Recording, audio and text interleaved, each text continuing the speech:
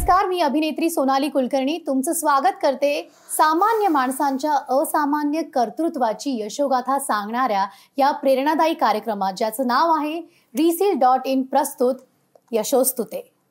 मंडळी, जन्म देणे म्हणजे सृजनशीलता ही जरी निसर्गाच्या हातातली गोष्ट असली तरी प्राण वाचवणे हे कौशल्य ज्याच्याकडे असतं ते असतात डॉक्टर्स.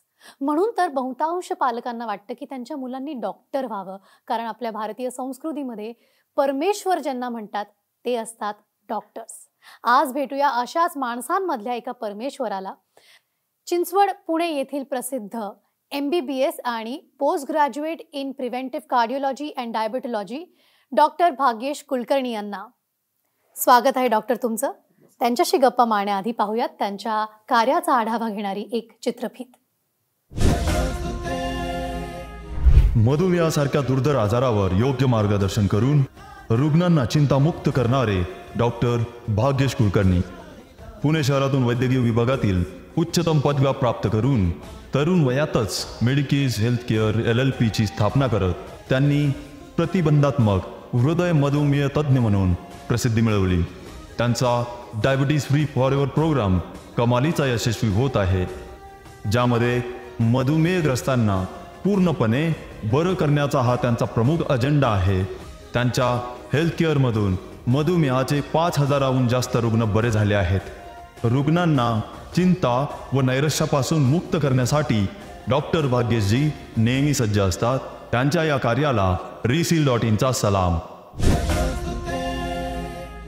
डॉक्टर, स्पर्धेच्या या युगात स्वतःचं वेगळेपण हे तुम्ही कसं मांडाल? स्वतःचं वेगळेपण म्हणण्यापेक्षा बेसिकली जेव्हा आपण डॉक्टर होत असतो त्यावेळेला आपण समाजसेवा करायची, आपण खूप लोकांचं भलं करायचं याच उद्देशाने कुठलाही व्यक्ती डॉक्टर होत असतो. पण जेव्हा तो ॲक्च्युली डॉक्टर बनून सिस्टीममध्ये येतो त्यावेळेला बऱ्याच वेळेला त्याला ती कॉम्पिटिशन जाणवायला लागते.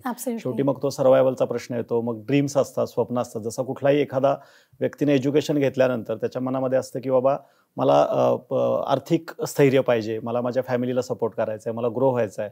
आणि त्यावेळेला खऱ्या अर्थाने आपल्याला कॉम्पिटिशन जाणवायला सुरुवात होती, जी प्रत्येक करिअरमध्ये असते. पण तुम्ही जर का डॉक्टर की हा पेशा किंवा एक व्यवसाय म्हणून स्वीकारण्याच्या ऐवजी जर का तुम्ही त्याच्याकडं एक असा दृष्टिकोन दिलात की बाबा मी खऱ्या अर्थाने लोकांच्या वेदना कमी करण्यासाठी आलेलो आहे, लोकांच्या आयुष्यामध्ये मी बदल करण्यासाठी आलेलो आहे, लोकांना मला जास्तीत जास्त मदत करायची आहे आणि त्यांच्या आयुष्यामध्ये हेल्थ रूपी ट्रान्सफॉर्मेशन मला घडवायचं आहे, ही जर का भूमिका घेऊन जर का आपण याच्यामध्ये उतरलो तर ती मग कॉम्पिटिशन राहत नाही. सो तुम्ही तुमच्या खऱ्या अर्थाने मला त्या व्यक्तीला मला मदत करायची आहे, रादर दॅन तो जो व्यक्ती माझ्याकडे आलेला आहे तो सफरिंग म्हणून आलेला आहे, त्याचं दुःख मला समजून घ्यायचं आहे, त्याला जास्तीत जास्त त्या आजाराबद्दल एज्युकेट करायचं आहे आणि त्याच्या मनातून त्या आजाराची भीती दूर करायची आहे आणि त्याला बाहेर काढायचं आहे. सो पहिल्यापासूनच माझा स्वतःचा स्वभाव होता आहे मग बेसिकली फ्रीडम लवर. म्हणजे मला फ्रीडम हे माझ्या आयुष्यात मला सगळ्यात परमप्रिय आहे, स्वातंत्र्य सगळ्याच बाबतीमध्ये. सो म्हणूनच मी माझं MBBS झाल्यानंतर तसं मला कन्व्हेन्शनल मार्ग होता. माझे आई वडील दोघंही डॉक्टर आहेत, 20 बेडेड त्यांचं सांगलीला हॉस्पिटल आहे छान. सो त्यांची पण इच्छा होती डॉक्टर व्हावं, पण मला सेकंड इयरच लक्षात आलं की माझ्या बाबांसारखी मी कन्व्हेन्शनल प्रॅक्टिस नाही करू शकत एकाच ठिकाणी बसून. सो माझा मानस होता की मला काहीतरी वेगळं करायचं आहे. पण काय वेगळं करायचं आहे हे मला समजायला माझं एज्युकेशन झाल्यानंतर 5 ते 6 वर्ष लागली. माझं पोस्ट ग्रॅज्युएशन प्रिव्हेंटिव्ह कार्डिओलॉजी डायबेटॉलॉजीमध्ये झालं आणि खूप सारे डायबिटीसचे पेशंट्स मी जेव्हा PD हिंदूच्या हॉस्पिटलमध्ये होतो ॲज अ इंटर्नी म्हणून किंवा पोस्ट ग्रॅज्युएशनचं इंटर्नशिप कंप्लीट करत असताना त्यावेळी खूप सारे डायबिटिक्सचे पेशंट्स यायचे. ते म्हणायचे डॉक्टर तुम्ही प्रिव्हेन्शनवर खूप बोलताय, पण या आजारातनं मुक्त होण्याचा काही मार्ग आहे का? मला गोळ्या घ्याव्या लागतात, औषध घ्याव्या लागतात. तर त्यावेळी मी त्यांना मजेत म्हणायचो की नाही बाबा, एक वेळ तुमची वाईफ किंवा तुमचा नवरा तुम्हाला सोडून जाईल पण काय डायबिटीस सोडून जाणार नाही. पण अनफॉर्च्युनेट. मग भरपूर प्रश्न यायला लागल्यानंतर माझी थोडी उत्सुकता चाळवली गेली. मी रिसर्चमध्ये पण त्यावेळेला होतो, त्यामुळं इंटरनॅशनल लेवलवरती मी खूप साऱ्या डॉक्टरांचा स्टडी केला. तर मला काही डॉक्टर त्यात सापडले की त्यांनी डायबिटिक रिव्हर्सल केलेलं आहे, गोळ्या औषधांशिवाय त्यांनी हे दिलेली आहे. आणि 2 वर्ष मी त्याचा स्टडी केल्यानंतर मला लक्षात आलं की हे डॉक्टर जर का इंटरनॅशनल लेवलवरती हे काम करू शकतात, doctor Neil Bernard, doctor Gabriel cousins, doctor Roy Taylor, खूप सारे डॉक्टर्स त्याच्यामध्ये म्हणजे चांगले, म्हणजे 10,000पेक्षा जास्त लोकांचं त्यांनी रिव्हर्सल केलं होतं. इंटरनॅशनल लेवलवरती हे करू शकतायत, तर आपण भारतामध्ये आपल्या महाराष्ट्रामध्ये का नाही करायचं, या उद्देशाने मी फ्रीडमवरती काम सुरू केलं. तो माझा निश होता आणि खऱ्या अर्थाने मधुमेहाची मुक्ती काय आहे ही आम्ही लोकांपर्यंत पोहोचवायला सुरू केली. आणि मला ह्याच्यात लक्षात आलं की जर का कुठल्याही आजाराला आपण समजून घेतलं, त्याबद्दल लोकांना ज्ञान दिलं आणि त्या आजाराच्या मूळ कारणावरती जर का काम करायला सुरुवात केली, थोडेसे पेशन्स ठेवले आणि लोकांना आपण जर का योग्य पद्धतीनं गायडन्स दिला, तर मधुमेही किंवा लाईफस्टाईल डिसऑर्डरनी ग्रस्त असलेल्या लोकांना आयुष्यभर गोळी औषध घ्यायची गरज नाही पडत. आणि तो मुक्तीचा मार्ग मी स्वीकारला. मी सांगायला हरकत नाही की 5 लोकांच्या टीमवरती आम्ही सुरुवात केली होती 2010-2015 मध्ये. त्यावेळी 10 लोकांना आम्ही मधुमेहमुक्त करू शकलो. आणि त्यानंतर मी माझं व्हिजन ठेवलं की प्रत्येक वर्षी 1 शून्य वाढवायचा. आणि आता या वर्षीचं आमचं मिशन आहे की 2025 पर्यंत 25 लाख लोकांना डायबिटीस मुक्त करायचं आहे. 2030 पर्यंत ही संख्या 1 कोटीपर्यंत गेली पाहिजे आणि ही वाढत गेली पाहिजे. सो ही आमची युनिकनेस आहे असं मी म्हणू शकतो. आणि या ठिकाणी कुठली कॉम्पिटिशन मग राहतच नाही, कारण हे कसं आहे, मग स्काय इज द लिमिट आहे ह्याला.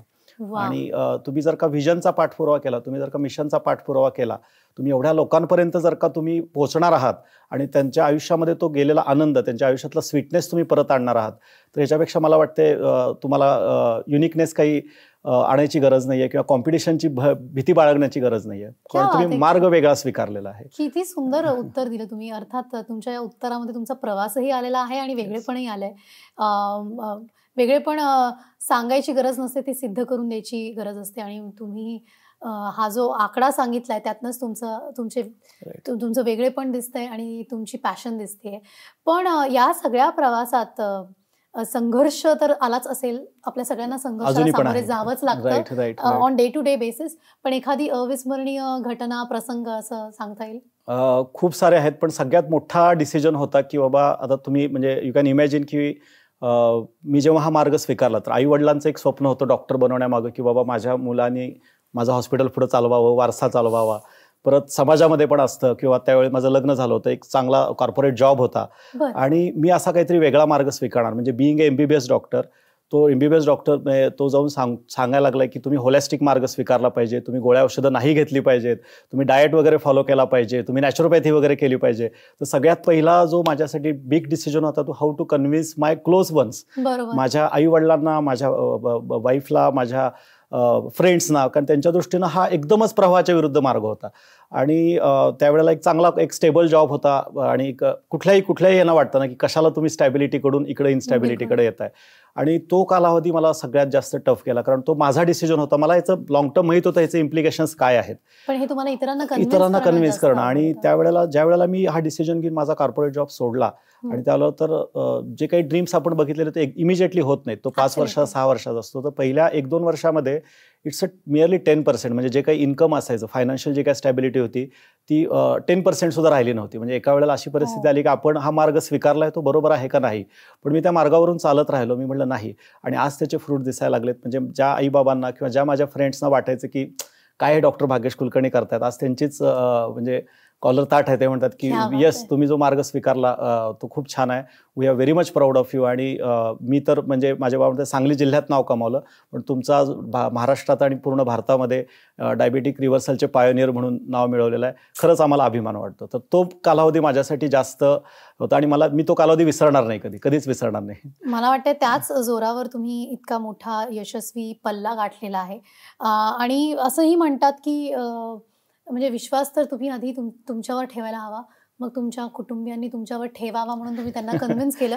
पण डॉक्टरकी क्षेत्रात मुळातच पेशंट्स तुमच्याकडे येतात विश्वास या नात्यावर. त्यामुळे विश्वास सगळ्यात मोठा फॅक्टर आहे तुमच्या प्रोफेशन मधला. तर अशा वेळेला पेशंट्सचा विश्वास मिळवण्यासाठी काय काळजी तुम्ही घेतली किंवा अजूनही घेताय? म्हणजे खूपच छान आणि खूपच म्हणजे ॲक्च्युली आज उलटं झालेलं आहे. म्हणजे हे आम्हाला डॉक्टरकीमध्ये शिकवलं जातं की बाबा कुठल्याही डॉक्टरचा रोल म्हणजे जेव्हा आम्ही हिपोक्रेटसची ओथ घेतो तर doctor should be counsellor first, he should educate. जर का काउन्सिलिंग करून त्या पेशंटला बरं वाटणार नसेल तर त्यानं कन्सोल केलं पाहिजे, त्याला सिम्पथी एम्पथी दाखवली पाहिजे आणि गरज पडली तर क्युअर केलं पाहिजे, मेडिसिन दिलं पाहिजे. अनफॉर्च्युनेटली आज उलटं होताना दिसते. Nobody is counselling, nobody is consoling आणि बाल्यांचा डॉक्टर फक्त मोठ्याच्या मोठं प्रिस्क्रिप्शन लिहून देतात. आपल्याला कळतही नाही हे काय आहे, कशासाठी. त्यामुळं बऱ्याच ठिकाणी पेशंटला घाबरवलं जातं की तुला हा आजार झालाय, तू त्याच्यावर गोळी नाही घेतलास, औषध नाही केलं, ऑपरेशन नाही केलं तर तुझा मृत्यू अटळ आहे, परावलंबित्व अटळ आहे. So what I have learn की फेथ हा जो फॅक्टर आहे हा मेडिकल प्रॅक्टिसमध्ये 80% वर्क करतो. आणि 20% इज मेडिसिन. म्हणजे ह्याच्यासाठी आपण फॅमिली डॉक्टर ही कन्सेप्ट होते. आताच्या पिढीला फॅमिली डॉक्टर माहिती आहे का नाही माहित नाही, पण फॅमिली डॉक्टर पण तीच गोळी देतो, पण तो आपल्याबरोबर 4 गप्पा मारतो, हे बोलतो, आपल्याला त्यातनं बाहेर आल्यानंतर बरं वाटायला लागतं. तर हा गुण मी माझ्या प्रॅक्टिसमध्ये पण आणला की पेशंटला औषध कमीत कमी लागलं पाहिजे, मेडिसिन्स कमीत कमी लागलं पाहिजे, त्याला जास्तीत जास्त आपण काउन्सिल केलं पाहिजे, त्याला एक पॉझिटिव्ह होप दाखवली पाहिजे आणि त्याला रिझल्ट्स पण त्या पद्धतीचे दिले पाहिजेत.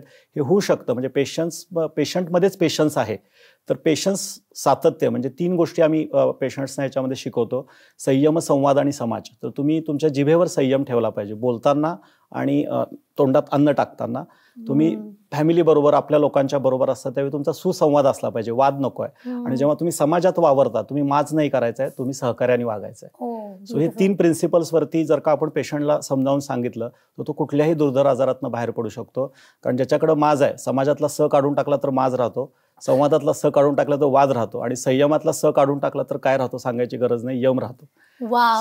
या concept I will take a lot from your interview. Specially या 3 गोष्टी माझ्याही अत्यंत लक्षात राहतील अशा आहेत. संयम, संवाद आणि समाज या त्रिसूत्रीचा आपण वापर केला तर ती फेथ ऑटोमॅटिकली लोकांच्यात डेव्हलप होती. आणि खऱ्या अर्थाने डॉक्टरांचं तेच काम आहे. तर डॉक्टर हे खऱ्या अर्थाने देवदूत का म्हणलं जायचं, त्याचं कारण ते आहे कारण तो विश्वास तिथं डॉक्टरांनी पण निर्माण केला पाहिजे आणि तो पेशंटनी पण ठेवला पाहिजे.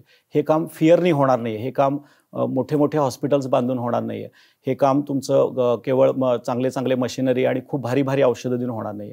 That is a complementary, that is just 20%. It's a 2 way. त्या डॉक्टरांवरती असलेला पेशंटचा आणि पेशंटवरती पण तेवढा एज्युकेशन करण्यासाठी एफर्ट्स डॉक्टरांनी घेतले पाहिजेत. आज बऱ्याच ठिकाणी बघितलं जातं की पेशंटकडे डॉक्टर येत आहेत पण 5 मिनिटं सुद्धा त्याच्याबरोबर कम्युनिकेशन नाही. मी आता तेच म्हणणार, किती कमी वेळ दिला जातो डॉक्टरांकडनं. अर्थात त्यांच्याकडे पण अपॉइंटमेंटची एवढी मोठी यादी असते. त्याला सिस्टीम डेव्हलप करायला पाहिजे, पण that is need of the hour. वाह, नाही, खूप अमेझिंग वाटतंय मला. खरं तर हे प्रिन्सिपल्स आहेत पण हे हल्ली कोणी पाळत नाही आणि ते तुमच्या म्हणण्यातनं समोर येत आहेत. हे खरं तर आश्चर्यदायक पण आहे आणि भीतीदायक पण आहे की हे सांगावं का लागतंय. खरं तर हे बेसिक असलं पाहिजे आणि आम्हाला हे शिकवलेलं आहे, असं नाही की मी काय वेगळं सांगतोय. हे सगळ्या म्हणजे आयुर्वेदामध्ये पण हे सांगितलेलं आहे, होलिस्टिक याच्यात पण सांगितलेलं आहे, नॅचरोपॅथी कुठल्याही ह्याच्यामध्ये हे सांगितलं आहे की never make money in sick room. तुम्ही पेशंट हा कसा तो घाबरलेला असतो, तो आल्यानंतर त्याला भीती असते मला काय होणार, तर त्याची तुम्ही भीती दूर केली पाहिजे. त्याच्या वेदना तुम्ही सहवेदना समजून घेतली पाहिजे, तुम्ही तेवढे संवेदनशील असला पाहिजे. हे बाकीच्या ठिकाणी आपण त्याला प्रोडक्ट सिस्टीम म्हणू शकतो, पण इथं मी माणसासारखा माणूस आहे, त्याला मी प्रोडक्ट म्हणून नाही ट्रीट. पण कुठेतरी ही सेन्सिटिव्हिटी कमी होत चालली असं वाटत नाहीये. काय सांगाल पुढच्या पिढीला जे डॉक्टर होऊ घातलेले आहेत किंवा ज्यांना डॉक्टर व्हायचंय?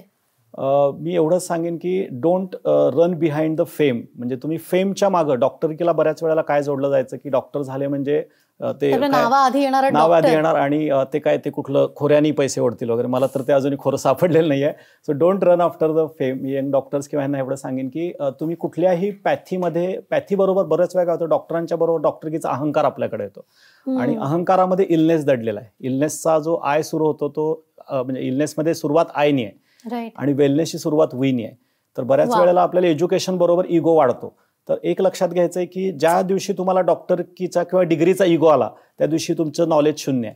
सो तुम्ही always you should be a learner. तुम्ही कायम नवीन नवीन गोष्टी शिकत राहिलं पाहिजे, नवीन नवीन ज्ञान घेतलं पाहिजे आणि ते ज्ञान लोकांच्यापर्यंत पोहोचवलं पाहिजे. माझ्याच पॅथीचं मी ज्ञान ठेवतोय असं नाही. आज मी पण माझी प्रॅक्टिसमध्ये जरी मी MBBS असलो तरी मला हे लक्षात आलं की प्रत्येक पॅथीमध्ये चांगल्या गोष्टी आहेत आणि प्रत्येक पॅथीमध्ये त्याचे लिमिटेशन्स आहेत. प्रत्येक पॅथीमधलं जर का आपण चांगलं घेतलं आणि ते पेशंटपर्यंत पोहोचवलं तर त्यात पेशंटचं आणि समाजाचं सुद्धा भलं होतं. खऱ्या अर्थाने तुम्ही प्रगल्भ होता. सो डॉक्टर हा सुद्धा कसा पाहिजे, कारण डॉक्टर सुद्धा सात्विक माइंडसेटचा पाहिजे. कारण जो गुण येतो, म्हणजे जुन्या काळी तुम्ही बघितल्यानंतर म्हणायचं की त्या वैद्याच्या हाताला गुण आहे. तर त्या वैद्याच्या हाताला गुण आहे कारण तो वैद्य त्या पद्धतीचा पाहिजे. कारण जेव्हा मी एखाद्याला बरं करत असतो त्यावेळेला माझ्यातली एनर्जी त्या व्यक्तीमध्ये ट्रान्सफर होत असते. सो मी 4-5 वर्ष तुमच्यापेक्षा जास्त शिकलो म्हणून मला फार मोठं नॉलेज आहे असा जेव्हा मला इगो येतो त्या दिवशीपासून तुमची प्रॅक्टिस किंवा तुमचं हे डिक्लाइन व्हायला लागतं. So never come down to the ego, always be in a learning mindset. तुम्ही शिकलेल्यातलं 20%च ऍक्च्युली प्रॅक्टिकल जे ज्ञान असतं हा पेशंट तुम्हाला शेवटपर्यंत गोष्टी शिकवत राहणार आहे. तर मी एवढंच सांगेन की लर्निंग कधीच थांबवू नका, इगो तुमच्या डोक्यात जाऊन देऊ नका आणि फेमच्या मागं नका लागू. तुम्ही चांगलं कार्य करा, चांगल्या गोष्टी करा, त्या गोष्टी आपोआप तुमच्या मागे येतील, आपोआप मागे येतील. मला असं वाटतं डॉक्टर इतकं सुंदर बोलतात की त्यांना ऐकतच राहावं. पण मला पुढचाही प्रश्न पडलेला आहे. हे तर आपण पुढे डॉक्टर होऊ घातलेल्या लोकांसाठी सांगितलं. पण पेशंट्सना तुम्ही काय सांगाल? बऱ्याचदा असं होतं की एखादा आजार असेल किंवा आपल्याला पहिल्यांदा काही कळलं तर आपण मानसिकरित्या मुळातच खूप खचून जातो. तर अशा वेळेला तुमची काय भूमिका असते? सगळ्यात पहिल्यांदा कुठलाही आजार हे जेव्हा आपल्याला होतं त्यावेळेला आपण हे बिलीव्ह करणं गरजेचं आहे की माझं शरीर त्या आजाराला बरं करण्यासाठी कॅपेबल आहे. सगळ्यात जो श्रेष्ठ डॉक्टर कोण असेल या जगातला, आपण बऱ्याच वेळा बाहेर हुडकत असतो की त्याची डिग्री, त्याचं हे, तर सगळ्यात श्रेष्ठ डॉक्टर आपलं शरीर आहे. आपल्याला आपली विल पॉवरपेक्षा आपलं शरीर हा सगळ्यात मोठा वैद्य आहे. आणि कुठल्याही डॉक्टरांचं किंवा कुठल्याही पेशंटचं काम हे असतं की मला जेव्हा कुठला आजार होतो किंवा मला कुठला आजार होऊ नये, मला हेल्दी राहायचं असतं, त्यावेळी त्या माझ्या शरीरात बसलेल्या वैद्याला मदत करणं, त्याची हिलिंग पॉवर वाढवणं, ना की त्याचे हातपाय बांधून घालून त्याला आपण अजूनही जास्त म्हणजे लुळंपांगळं करून टाकणं. सो उद्देश हा आहे की जेव्हा मला कुठलाही आजार होतो त्यावेळेला तुम्ही राईट डॉक्टर पहिल्यांदा फाइंड आउट केला पाहिजे, जो तुम्हाला जास्तीत जास्त काउन्सिल करेल, जास्तीत जास्त तुम्हाला एज्युकेट करेल, ना की तुम्हाला जास्तीत जास्त गोळ्या औषध देईल. Don't go by degree, go by त्याची सांगण्याची कला कशी आहे, तुम्हाला कशा पद्धतीनं तो गाईड करतोय, काउन्सिलिंग कशा पद्धतीनं करतोय. दुसरं, तुम्ही पॅथी राईट वेनं चूज केली पाहिजे. तुमच्या आज जे 80% आजार आहेत हे आपण निसर्गापासून दूर आल्यामुळे झालेले आहेत. आपल्या नैसर्गिक जीवनशैलीपासून आपण फारकत घेतली आहे. आपलं अन्न, निवारा, आपण राहण्याच्या ज्या बेसिक गरजा आहेत, लाईफस्टाईलमध्ये आपण खूप निसर्गापासून लांब आलोय. तर पहिल्यांदा तुम्ही नॅचरोपॅथी किंवा निसर्गाच्या जवळ गेलं पाहिजे. आज जे 90% लाईफस्टाईल डिसऑर्डर म्हणजे इन्फेक्शन सोडले तर आपल्याला ॲलोपॅथी किंवा मॉडर्न सायन्सची तशी फार गरज नाहीये. आपण पहिल्यांदा नेचरकडे गेलं पाहिजे, नॅचरल डाएट सुधारला पाहिजे. त्यानं बरं होत नसेल तर आपण होमिओपॅथी किंवा इमोशनल हिलिंगवर काम केलं पाहिजे. कारण आता WHO पण मान्य केलेलं आहे की 95% जे आजार आहेत याच्यातले, अगदी साध्या सर्दी खोकल्यापासून ते कॅन्सरपर्यंत, these are all related to emotions. You are not expressing that emotions. So तुम्ही होमिओपॅथीचा त्या केसमध्ये वापर केला पाहिजे. ते नसेल आणि तुम्हाला पिल घेण्याची गरज आली तर तुम्ही लेस साईड इफेक्ट असलेल्या हर्बल किंवा आयुर्वेदिक रेमेडीकडे गेलं पाहिजे. आणि only in case of emergencies किंवा मला डायग्नोस्टिकचा वापर करायचा आहे त्यावेळेला तुम्ही ॲलोपॅथीचा वापर केला पाहिजे. कुठं ॲक्सिडेंट झाला आहे, अपेंडिक्समुळे ॲब्सेस झालेला आहे किंवा मला काही क्रिटिकल काही आजार आहे, त्यावेळेला तुम्ही मॉडर्न सायन्सकडे आलं पाहिजे. पण आज उलट होतंय, आपण काय करतोय की we are running behind the shortcuts. So म्हणजे ह्याला एक सिम्पल एक्झाम्पल कसं आहे की एखादं ते लहान मूल असतं, ते लहान मूल खेळायला म्हणून आईची नजर चुकून जातं, चिखलात खेळून माखून येतं. ती आई बघते, आई त्याला धपाटा घालते आणि घेऊन येते, त्याला एका टबामध्ये ठेवते आणि त्या बाळाला पण सगळं स्वच्छ करते. पण स्वच्छ केल्यानंतर त्या टबासकट त्या बाळाला नाही टाकून देते, त्या बाळाला बाहेर काढते आणि ते घाण पाणीत बाहेर टाकून देते. तर आज काय ते छोटं बाळ म्हणजे मॉडर्न सायन्स आहे. तर आपल्याला बाळाला नाही टाकून द्यायचं, आपल्याला त्या बाळाला संगोपन करायचंय. पण त्याच्या आजूबाजूला जी घाण जमा झालेली आहे ती घाण आपल्याला सोडून द्यायचंय आणि वे बरोबर आणायचंय. आपण काय केलेलं आहे की आपल्याला जायचंय बेंगलोरला, पण आपण गाडीत बसलोय अहमदाबादच्या. सो प्रवासच उलट्या दिशेने चाललेला आहे. सो आमचं म्हणणं आहे की तुम्ही प्रत्येक पॅथीचा तिथं रिस्पेक्ट ठेवा आणि तुम्ही जास्तीत जास्त नेचरच्या जवळ गेलं पाहिजे. नैसर्गिक आहार, नैसर्गिक विहार, योग्य वेळेला आपल्या सर्कॅडियन रिदमला हे करणं. कारण निसर्गाचा अवमान केल्यावर काय होतं हे आपण कोरोनामध्ये सगळ्यांनीच अनुभवलेलं आहे, वेगळं सांगायची आवश्यकता नाही. सो जास्तीत जास्त आपण नैसर्गिक राहिलं पाहिजे, आपल्या भावनांशी पण आणि आपल्या शरीराशी पण, दोन्हीही, शारीरिक आणि मानसिक. तुम्ही लाईफस्टाईल चेंजेस बद्दल बोललात, मला त्याला लागूनच प्रश्न आहे की आपल्या देशात मधुमेह पेशंट्सची संख्या ही सगळ्यात जास्त आहे, तर हे असं का होतं? इतका मोठा आकडा भारतात का आहे पेशंट्सचा? सगळ्यात महत्त्वाचा जो ह्याच्यामध्ये मला एवढ्या आता जवळपास ह्याच्यामध्ये 2 लाखपेक्षा जास्त पेशंट्स आम्ही बघितलेले आहेत. त्यातल्या आता डॉक्युमेंटेड आमच्याकडे जवळपास 52,000 पेशंट्सचं डॉक्युमेंटेड रिव्हर्सल आहे. तर त्याच्यामध्ये एक लक्षात आलं की खूप वरवरचा आजार म्हणून सिम्पटमॅटिक ट्रीटमेंट दिली जाते. डायग्नोसिस करण्याचं प्रमाण भरपूर आहे, म्हणजे डायग्नोसिस भरपूर होत आहे, पण ज्या वेळेला तो आजार नियंत्रण करण्यासाठी आपण प्रयत्न करतोय त्यावेळेला जे काही गोळ्या दिल्या जात आहेत किंवा औषधं दिली जात आहेत हे फक्त कंट्रोल करण्याचं हे दिलं जातं. ॲक्च्युली त्यांना कंट्रोल होत नाहीये. कुठलीही मी जेव्हा गोळी घेतो किंवा औषध घेतो त्यावेळेला ती फक्त काय करते, एका ठिकाणची समस्या आपल्या शरीरातून उचलून दुसऱ्या ठिकाणी ढकलते. त्यामुळे तो आजार आपला कधीच कंट्रोल पण होत नाही, बरा पण होत नाही. सो बऱ्याच जणांना सिम्पटम फक्त नाहीशे पण होत नाही, सिम्पटम फक्त कमी होतात, समस्या पोस्टपोन होती. म्हणजे हे कसं आहे की एखादं लहान मुलं असेल आणि त्या लहान मुलं रडायला लागलं, म्हणजे अभ्यास करायला त्याला मी सांगितलं आणि तो म्हणला मला नाही करायचा, तर त्याला 2 पर्याय असतात की त्याला मारून मुटकून बसवणं आणि दुसरं असतं जरा प्रेमाने समजावून सांगणं, त्याला गिफ्ट देणं. सो मी जर का मारून मुटकून त्याला अभ्यासाला बसवलं तर तो अभ्यास करेल पण परीक्षेत मार्क नाही पडणार. सो मी जेव्हा गोळ्या औषधं देऊन फक्त सिम्पटम दाबतो त्यावेळेला त्या मुलासारखी अवस्था होते, तुम्हाला टेम्पररी बरं वाटतं. मगाशी त्यांनी आपल्याला सांगितलं की डायबिटीज हा पूर्णपणे बरा होऊ शकतो. तुम्ही नीट ऐकलत, जाणून घेऊया कसं काय. म्हणजे हा मी मगाशी बोलताना ह्याचा उहापोह केला होता की मी पण पहिल्यांदा या गोष्टीवर बिलीफ ठेवत नव्हतो, पण बऱ्याचसारख्या पेशंट्सकडनं आल्यानंतर मी त्याच्यावर रिसर्च सुरू केला आणि मला एक लक्षात आलं की डायबिटीसला बरेच जण काय म्हणतात की शुगरलाच डायबिटीस समजतात. तर पहिल्यांदा मी तर सगळ्या म्हणजे जे कोण आता बघतायत किंवा ज्यांना कोणाला डायबिटीस आहे त्या सगळ्यांसाठी की डायबिटीसमध्ये शुगर हे कारण नसून परिणाम आहे. माझ्या शरीरामध्ये शुगर ही नंतर वाढती. डायबिटीस होण्यामागचं जे प्रमुख कारण लक्षात आलेलं आहे ते इन्शुलिनचा रेजिस्टन्स किंवा इन्शुलिनचा प्रतिरोध. माझ्या शरीरामध्ये इन्शुलिनचं वहन पहिल्यांदा व्यवस्थित होत असतं, ते माझ्या शरीरात साखरेचं पचन पण व्यवस्थित करत असतं. माझ्या लाईफस्टाईलमध्ये मी अशा काहीतरी चुका करतो की ज्या चुका म्हणजे सहजासहजी करेक्ट करता येण्यासारख्या असतात आणि त्या वारंवार केल्या जातात, ज्याला आयुर्वेदामध्ये खूप चांगला वर्ड आहे प्रज्ञापराध. प्रज्ञापराध म्हणजे क्राईम अगेन्स्ट विजडम. म्हणजे जसं दारू पिणाऱ्या माणसाला माहित असतं की मी दारू नाही प्यायला पाहिजे, मी सिगरेट पिणाऱ्या माणसाला माहित असतं की नाही केली पाहिजे, आणि चहा पिणाऱ्या माणसाला पण माहित असतं की मी चहा नाही पिला पाहिजे.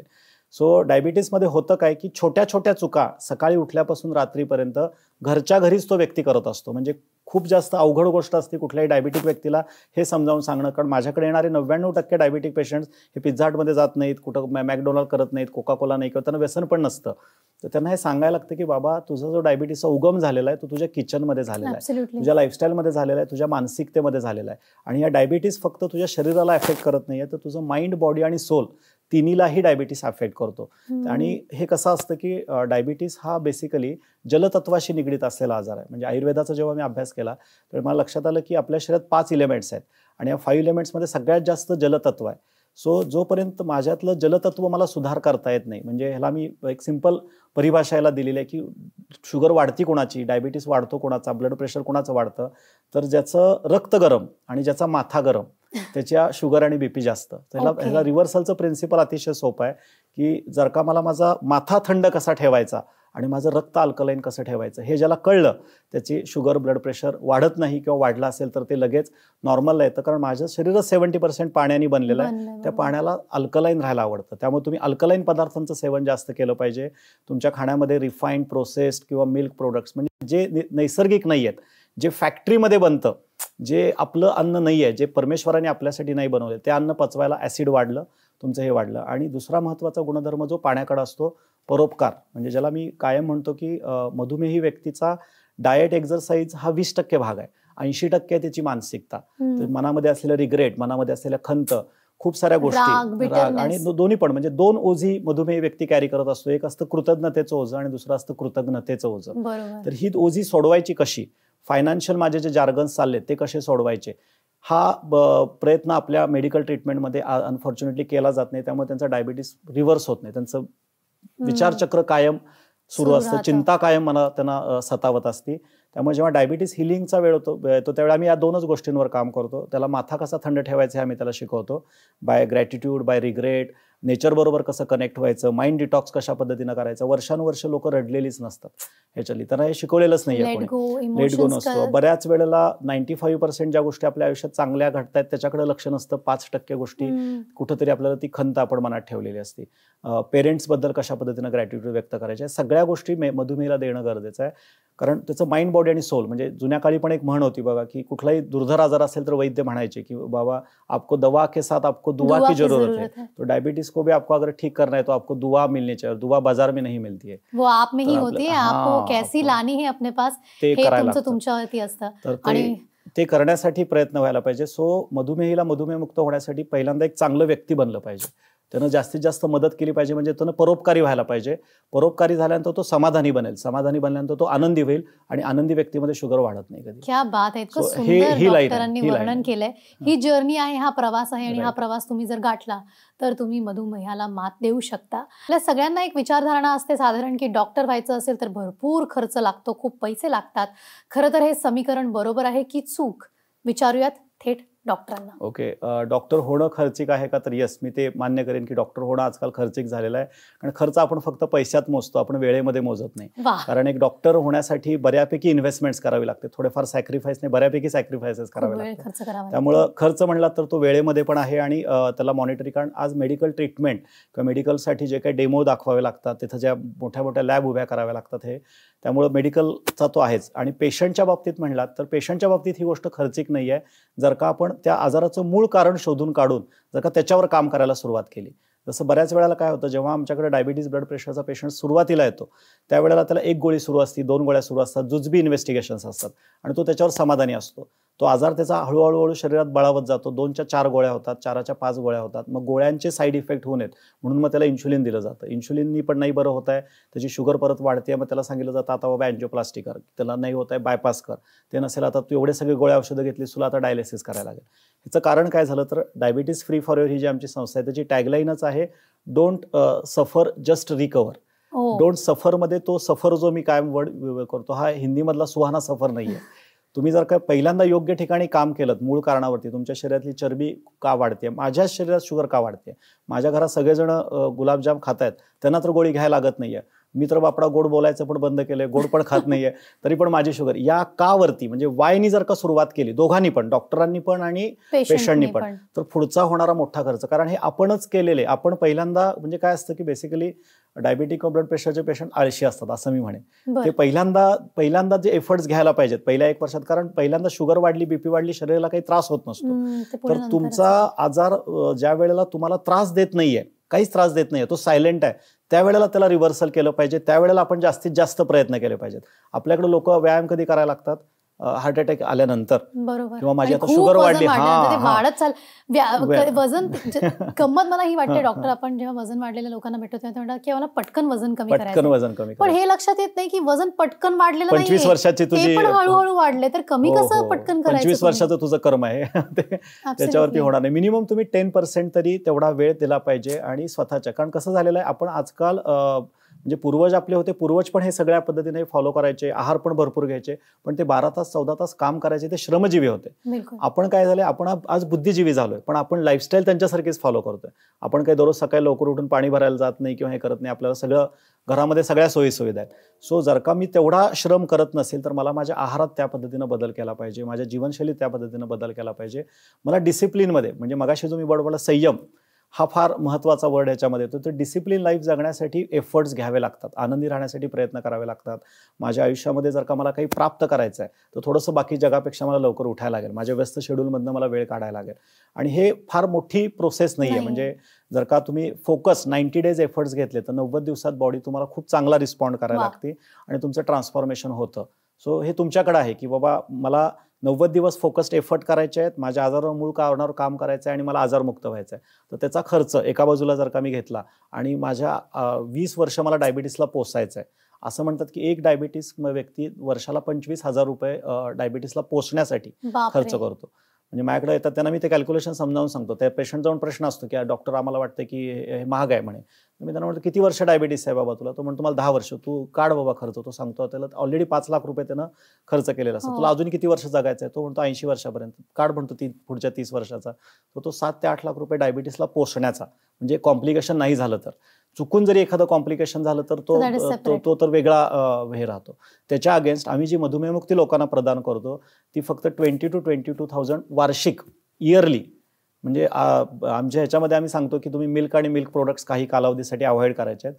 तर जर का 400 डेजची ही ट्रीटमेंट प्रणाली आहे की ज्याच्यात त्यांचं डायबिटिक रिव्हर्स होतं, तर त्यांना म्हणतो तुमच्या दुधाची जी सकाळी पिशवी येते ती 56 to 58 रुपीजची असती, ती तुम्ही 1 वर्ष सोडायची आहे आणि तेवढ्या प्राइसमध्ये तुम्हाला आजारमुक्ती किंवा तुम्हाला निरोगी आयुष्य आम्ही प्रदान करू शकतो. सो आय डोंट थिंक की ह्याच्यापेक्षा ऑफर आहे, मला नाही वाटत ह्याच्यापेक्षा आपण काय अफोर्डेबल करायचं हा म्हणजे प्रत्येकाने स्वतःला विचारण्याचा प्रश्न आहे. आणि यू कॅनॉट इक्वेट, म्हणजे बऱ्याच वेळा काय होतं की तुम्हाला जे निरोगी आयुष्य मिळणार आहे ते तुम्ही खर्चामध्ये खर्च करून, आज प्रॉब्लेम काय, दुःख ह्याचं नाहीये पैशाचं, दुःख कशाचं आहे, आज मेडिकल ट्रीटमेंटमध्ये एवढे पैसे खर्च केल्यानंतर सुद्धा मला जर्जर अवस्थेतलं शरीर घेऊनच बाहेर पडावं लागतं. दुःख ह्याचं आहे. आपण म्हणतो ना की पैसा गेल्याचं दुःख नाही, पण तो प्रॉब्लेम कसा आहे की आज मधुमेही जो जगतोय, म्हणजे कसं आहे, सुई पण मीच टोचायची, त्याचे पैसे लॅबवाल्याला द्यायचे, परत नंतर जायचं डॉक्टरांना ते समजून घेण्यासाठी द्यायचं, इन्शुलिन पण मीच घ्यायचं, शुगर वाढली म्हणून मीच परत शिव्या खायच्या. म्हणजे ह्याला मी म्हणतो सावकारी कर्ज. म्हणजे आज जे बरेच सारखे आजार आहेत हे सावकारी कर्जासारखे झालेले आहेत की बाबा आपणच सगळ्या गोष्टी हे करून त्याचं हे फेडत बसायचं. त्यामुळे ते खूप जास्त खर्चिक आणि दुःखदायक वाटतंय. सो तुम्ही जर का या मूळ कारणावरती किंवा नैसर्गिक सिस्टीमचा जर का सहारा घेतलात आणि आता ज्या गोष्टी मी बोलल्या त्याचा जर का तुम्ही बारकाईने विचार केलात तर ही मग तुम्हाला खर्चिक गोष्ट वाटणार नाही, रादर ही सुखावं गोष्ट आहे. म्हणजे बऱ्याच जणांना वाटतं मधुमेहमुक्त होणं म्हणजे खूप सारी दुःखदायक गोष्ट असेल, आणि मला ते पथ्य पाळावी लागतील, हे करावे लागतील. तर आमच्या ट्रीटमेंटमध्ये जेव्हा मधुमेह मुक्त होतो, त्याची जी परीक्षा आहे त्याच्यामध्ये आम्ही त्याला 12 चमचे स्वीट खायला देतो. म्हणजे गुलाबजाम 6 गुलाबजाम किंवा 2 प्लेट शिरा किंवा आता गणपती येतोय तर 6 मोदक.